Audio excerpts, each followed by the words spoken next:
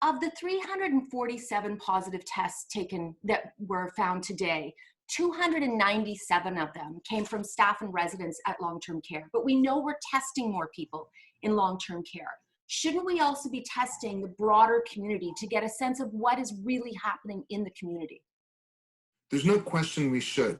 In a standard pandemic, you look for people who are sick, who look sick, you test them, and then you test the people around them. That is orthodox testing strategy in a pandemic. And up until about mid-February, I was very supportive of that strategy. But then it became apparent that we actually have an asymptomatic pandemic.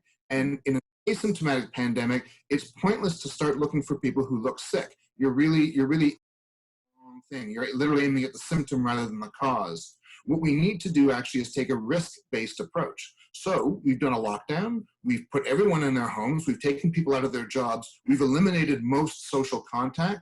So all we need to do now is have a look and say, who is occupationally at risk because they're still at work because they need to be. So we can talk about, obviously, frontline healthcare workers, they come to mind. Of course, long-term care workers, but also people who work with the homeless and homeless shelters, prison guards. I'm really worried about grocery store clerks. I think grocery stores are the most dangerous place for the public right now, and we're not testing grocery store clerks. I would not get into a taxi cab right now because we're not protecting that population either. Now, I heard the Premier say yesterday that we're taking every precaution we can.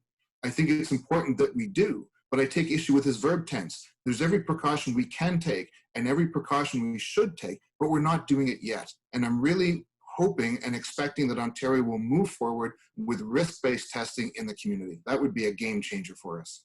Because, I mean, 347 positive new tests, that does not at all come close to reflecting what's actually really happening in the community.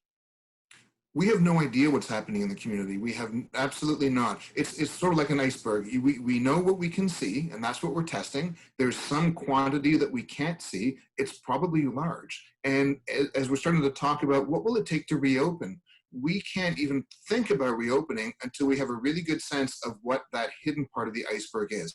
All the community testing that we're not doing to find out what the prevalence is in the community, no question.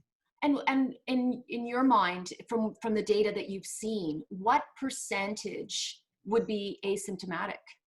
Every time a jurisdiction anywhere in the world does widespread testing or complete testing, they find it's been reported anywhere from about 15 or 20% up to about 70 or 75%.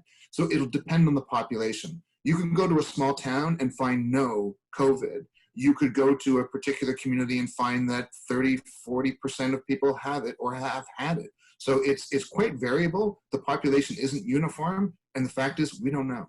So what about testing for antibodies? I mean, I know in the US they've been doing that, New York, for example.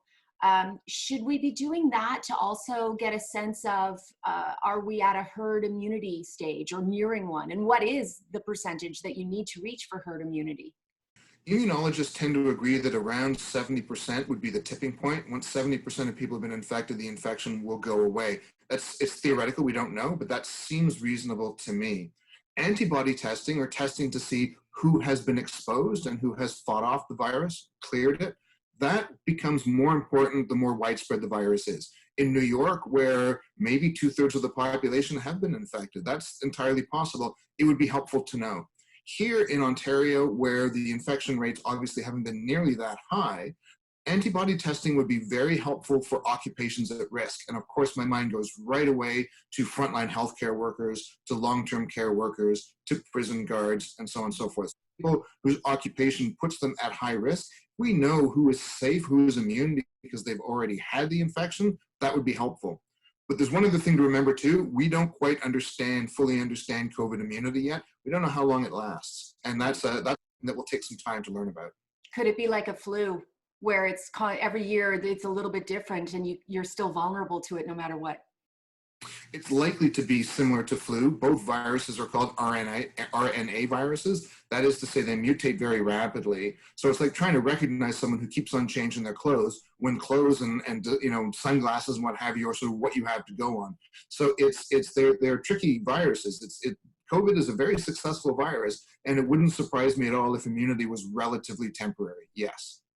So back to my original question about testing in long-term care.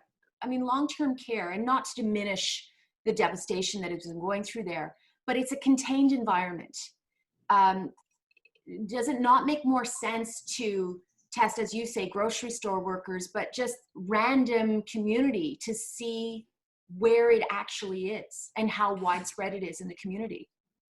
If it were up to me, I would do what's called a stratified random sample test, and I would do that every week in Ontario. By stratified, I mean you make sure that you have men and women and old people and young people and apartment dwellers and rural people. You do a cross section of everybody, and you do every week, and then you'd really be able to see what the change is like. Is it ebbing? Is it increasing? To do it just once is going to give you a snapshot, but to do that on a weekly or even every other week would actually have given us a great sense of the progress of the virus.